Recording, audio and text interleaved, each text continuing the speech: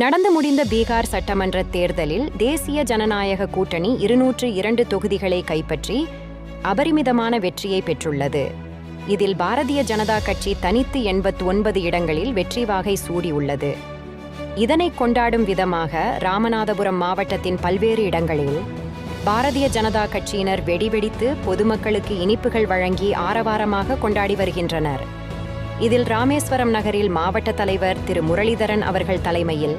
ராமேஸ்வரம் நகர் தலைவர் திரு மாரி அவர்கள், பாஸ்கரன், பாலாஜி மற்றும் ராமேஸ்வரம் நகர் சார்ந்த நிர்வாகிகள், இராமநாதபுரம் நகரில் தென்னை வாரிய தலைவர் திரு சுபநாகராஜன் அவர்கள், மாநில செயற்குழு உறுப்பினர்கள் திரு குப்புராமு அவர்கள், திருமதி சங்கீதா அவர்கள்,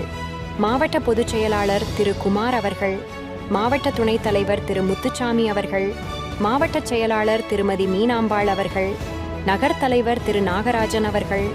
ராமநாதபுரம் ஒன்றிய தலைவர் இளவரசன் அவர்கள், மாவட்ட அலுவலக செயலாளர் திரு ராகேஷ், நடராஜன், மோகன், ராஜ்குமார், பழனிக்குமார், குமரன், சுர்ஜித் பர்னாலா மற்றும் மகளிர் அணியினர், முதுகுளத்தூர் கிழக்கு பகுதியில் ஒன்றிய தலைவர் திரு மோகன்தாஸ் அவர்கள் தலைமையில் இந்திரா, முனியசாமி, கவிக்குமார், விஜயன், சேதுராமு, சேதுராமன்,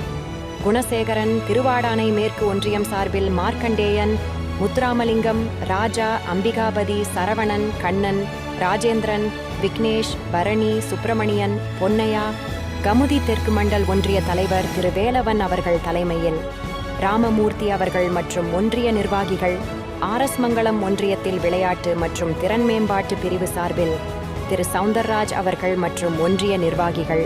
கமுதி வடக்கு மற்றும் மத்திய ஒன்றிய சார்பில் மாவட்ட துணைத் தலைவர் திரு கணபதி அவர்கள், ஒன்றிய தலைவர்கள் திரு பூபதி ராஜா அவர்கள், கருப்புசாமி அவர்கள், விஜயபாண்டியன், அழகுமலை, ஜோதிராஜா, முத்துக்குமார், சங்கரலிங்கம் உள்ளிட்ட ஏராளமானோர் கலந்து கொண்டனர்.